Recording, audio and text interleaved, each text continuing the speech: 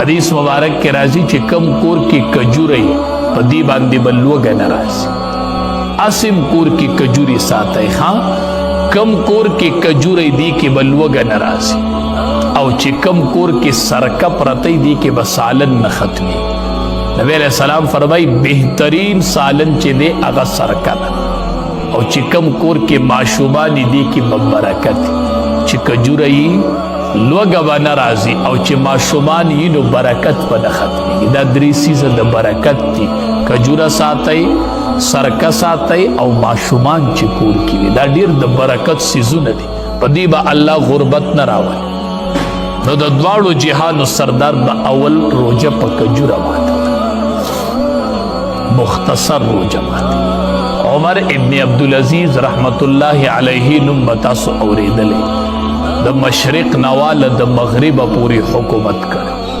دسی حکومت چې یو ضرب المثل ګرځیدل، خلق اوسم نوم زوتی حکومت یادی.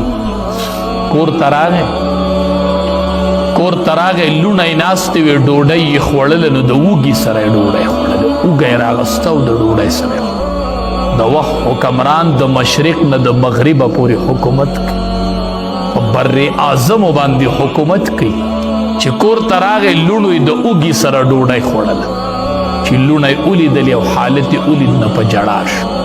لونو ته وایي ما به ډېر سره وړي، زما کور کې به دا حالت نه و، ما به ډېر سره وړي، دا حالت په نو زما کور کې، زه به ډېر سره وړم لونو، خو بیا به زم په جهنم کې سوځم او تاسو به په جهنم کې سوځم.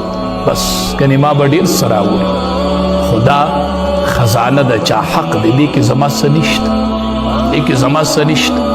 مونږ چې ماښام رو جماعت یک دو سوچم کړی دا حلال دی، دا پاک دی، ما خو د چا په حق باندې ډاکه نه ده لګولې، ما باندې خو د چا واجب نفقه نه ده چې هغه مې نه ده ورکړې او ډوډۍ ته ناستې. حلال سیز لږ خو کم خو حلال. د عراق نه یوه زنانه راله وي، زه د عمر ابن عبدالعزیز کوري نه، د مسلمانانو د بادشاه کوري نه. چا ورته کور خو وی دا کوري دی، ورته وی دا خو تاسو ماته د یو غریب سړي کور ښودو، کچه کور دی، زه د حکمران کور اینم، وی دقه کور یې دی، دا کوم چې درته وی ښه دا د عمر ابن عبدالعزیز کور دی. وی او هغه زنانه ورکر رادنده شوه. چې رادنده شوله، دلته د حکمران بیبي ناسته، یو کس رادنده شي خټه رادنده کی خټه. نو دا د حکمران دا د عراق نه چې کومه زنانه راغلی ده، دا د حکمران دی ټبر ته وایي ته د دې مزدور نه پر